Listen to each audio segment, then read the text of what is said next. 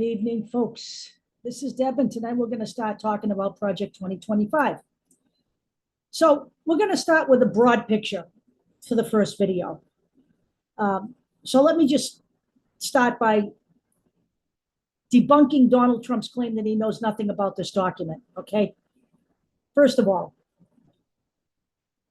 of the 110 organizations that are listed on Project 2025's advisory board, if you comb through those numbers of the people in those organizations, you will find at least 240 people from those organizations who have ties to Donald Trump. That's the first thing. The second thing is that at least 140 people that Donald Trump worked with in various positions from his first administration helped draft this document. So he is in no way able to just walk away from this saying he knows nothing about it. That's again, another big lie, okay? So what is Project 2025? Let me put it to you in a nutshell. It's the plan for the next conservative president, and if we allow Donald Trump to win, it will be him, to use the executive branch of the government to attack and overturn the rights of women, LGBTQ plus people, and the Black, Indigenous, and people of color communities in America.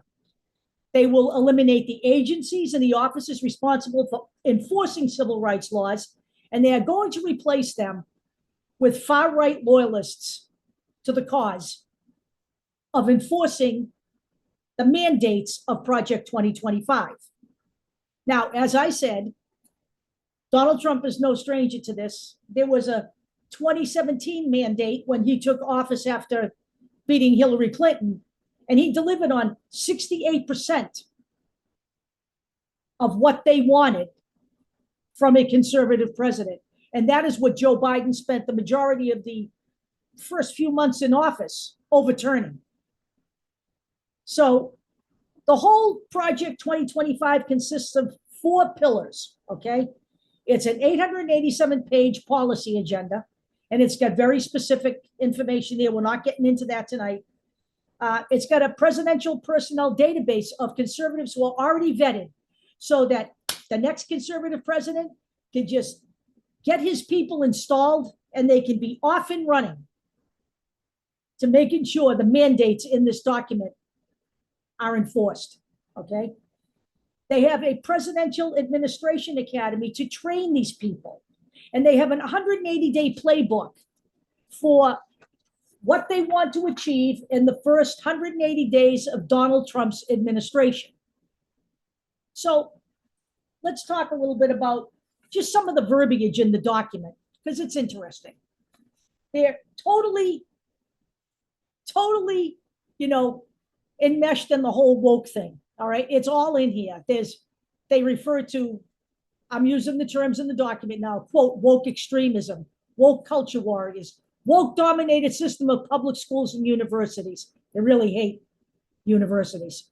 Woke revolutionaries, woke gender ideology. They really go after colleges. They describe colleges as, quote, establishment captured by woke diversicrats and a de facto monopoly enforced by the federal accreditation cartel. They get all the right-wing words in there. Now, they have 4 goals: to restore the family as the centerpiece of American life and protect our children. 2, dismantle the administrative state and return self-governance to the American people. This document isn't about self-governance, okay? It's about the American people having no say, unless they are straight, white, and male. 3, defend our nation's sovereignty, borders, and bounty against global threats.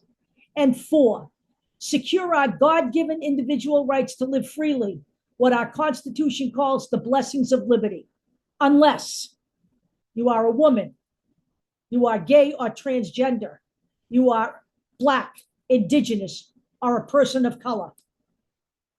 or an immigrant.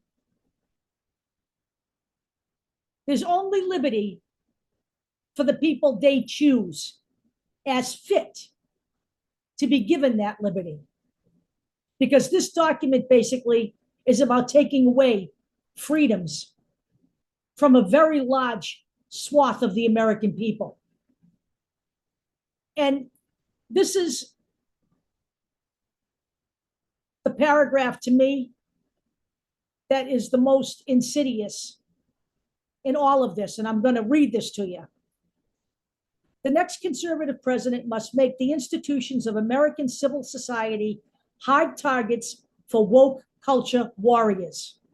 This starts with deleting the terms sexual orientation and gender identity, in parentheses, SOGI, diversity, equity, and inclusion, in parentheses, DEI, gender, gender equality, gender equity, gender awareness, gender sensitive, abortion, reproductive health, reproductive rights, and any other term used to deprive Americans of their First Amendment rights out of every federal rule, agency regulation, contract, grant, and piece of legislation that exists.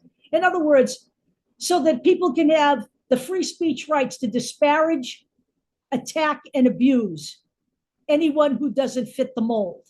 They talk about freedom, right?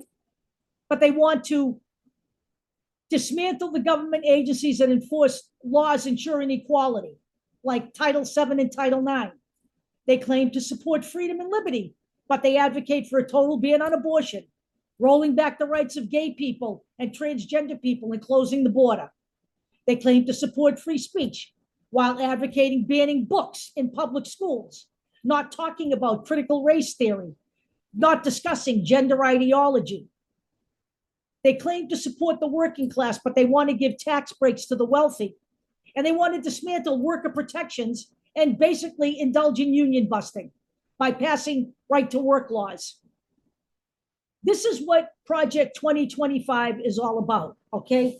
It is not about creating a government of the people, by the people, and for the people. It is about taking away the rights of people in this country. These are supposed to be inalienable rights, which means they cannot be transferred or taken away. And yet they have done nothing but work to take away people's rights. The Supreme Court is not supposed to oppress people. It's supposed to expand people's rights. Under the conservatives, they do just the exact opposite. So when they tell you, when the media tells you that we're overreacting to Project 2025, don't you believe it? That's a crock of shit. Project 2025 is here. It's real. It's in Donald Trump's back pocket. And the Supreme Court has just cleared his path to installing it in our government. And this must not be allowed. And I see people posting on social media, we reject Project 2025. You will only reject Project 2025 if you show up at the polls in November in huge numbers and show Donald Trump, in reality, we don't want any part of it. That's when you will be resisting and refusing Project 2025. So resolve yourself now that you are going to get everybody you know to vote in November, and you're voting blue. I'll talk to you all later.